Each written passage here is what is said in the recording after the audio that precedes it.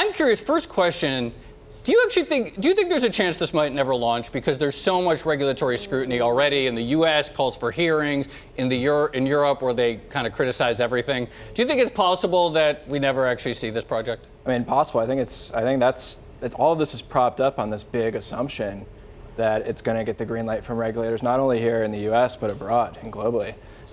Even just in the past 48 hours, the response has been alarming from some people. I mean, we've seen Bank of England governor come out and state that while he can keep an open mind, right. If this gets mass adopted, there's going to be need to regulate it at the highest standard possible.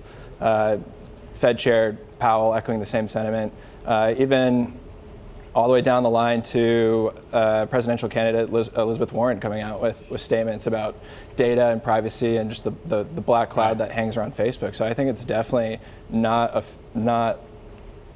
probable that this actually even sees the light of day, at least for the time being. You bring a unique analysis because you used to work on the street, and I wonder, as you sort of look at how this folds into Facebook's strategy, how do you sort of tie in the crypto into a bottom-up fundamental analysis? What does this mean sort of for the future of where they're going? Right, so I mean, from Facebook's perspective, they're positioning their asset, Libra, a digital wallet, to benefit should this network take off.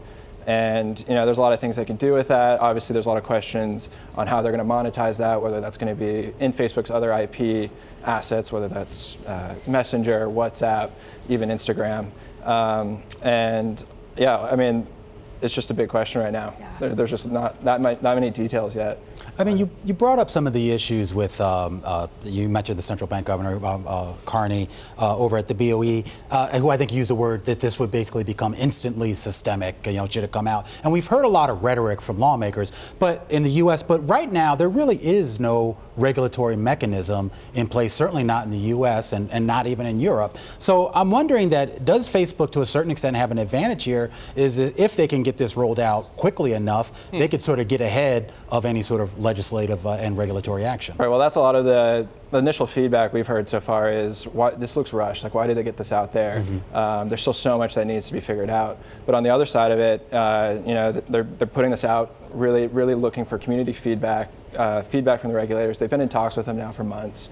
So they're definitely still working with the community and looking to implement whatever suggestions come in place. But yeah, there's still a lot on the table that needs to be figured out. All right, let's talk about the platform. Let's stipulate that it comes out. Let's assume that sometime in 2020.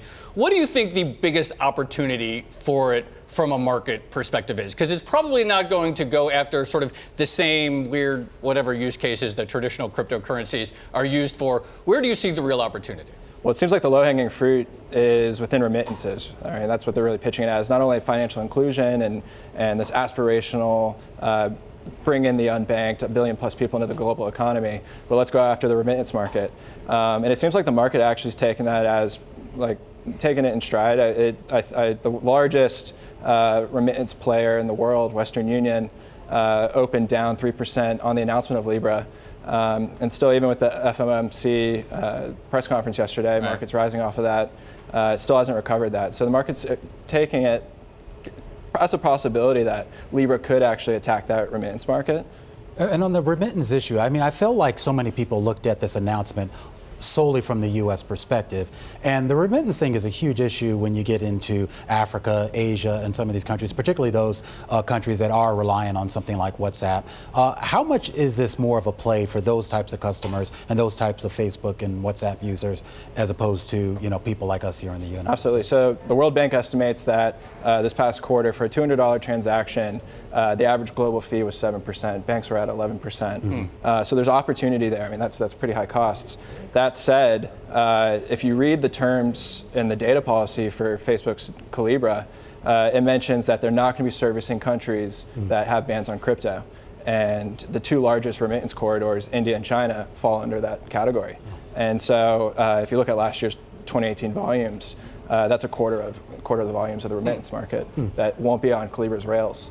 But there's still opportunities. They're really promoting this open source development type community to invite other people and other business services to come and develop other types of wallets and things, and maybe that could be the entry path into, say, India or even China.